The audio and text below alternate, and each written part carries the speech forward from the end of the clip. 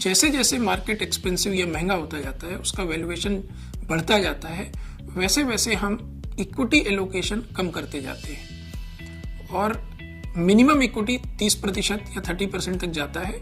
Maximum equity हमारे formula के हिसाब से जो हमने डिजाइन किया है वो 100% या 100% तक हो सकता है। इस पूरे फंड में एक pre determined formula driven approach है। एक ऑप्टिमाइजेशन स्ट्रेटजी क्या होनी चाहिए मार्केट के वैल्यूएशन को देखते हुए इक्विटी एक्सपोजर की। इसके साथ साथ हमने 2 फैक्टर और यूज किए हैं। तो ये पूरा प्रोडक्ट 3 पिलर अप्रोच पर आधारित है। मार्केट के इंटरमिटेंट वोलेटिलिटी को या बीच में जो मार्केट में वोलेटिलिटी होती है उसको उपयोग करने के लिए हमने मोमेंटम और वोलेटिलिटी का यूज किया है।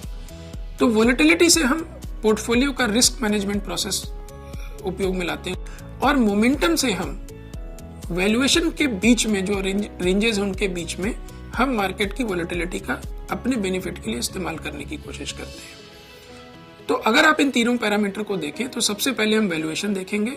वैल्यूएशन का एक रेंज है, उसके बीच में हमारा एक इक्विटी लोकेशन आएगा डिपेंडिंग अपॉन या इस बात पे आधारित होगा कि उस समय मार्केट का मोमेंटम और वोलेटिलिटी कितनी है।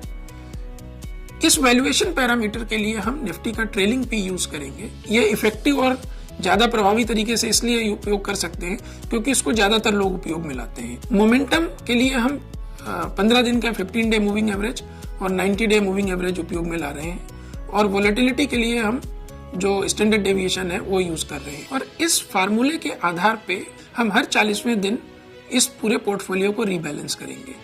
तो हमारा जो भी ये फार्मूला है उसके हिसाब से हमें एक इक्विटी एक्सपोजर का नंबर आएगा और उस एक्सपोजर को हम इम्प्लीमेंट करेंगे हर 40वें दिन में। इक्विटी जो पोर्टफोलियो होगा वो लार्ज कैप बायस होगा, तो 65 to 70% लार्ज कैप स्टॉक होंगे और बाकी हम लार्जर मिड कैप रखेंगे। जो इसमें डेट का पार्ट है उसमें हम कोई एक्टिव कॉल नहीं लेंगे। डेट हमारे लिए सिर्फ बैलेंस कैश को पार्क करने का एक तरीका है, तो ना तो उसमें कोई क्रेडिट रिस्क लिया जाएगा बड़ा और ना ही बड़ा ड्यूरेशन रिस्क लेंगे। तो बेसिकली वो एक एक्रूअल है। इक्विटी टैक्सेशन इंश्योर करने के लिए हम आर्बिट्राज का उपयोग करेंगे और ग्रॉस इक्विटी हमेशा 65% रहेगा।